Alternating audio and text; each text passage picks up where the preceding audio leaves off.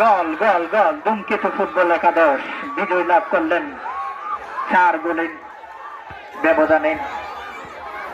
অত্যন্ত সুন্দর খেলা আমরা দেখতে পেলাম। সবার প্রতি আন্তরিক ধন্যবাদ। প্রিয় দর্শক, আগামীকাল দুইটি দল অংশগ্রহণ করবেন।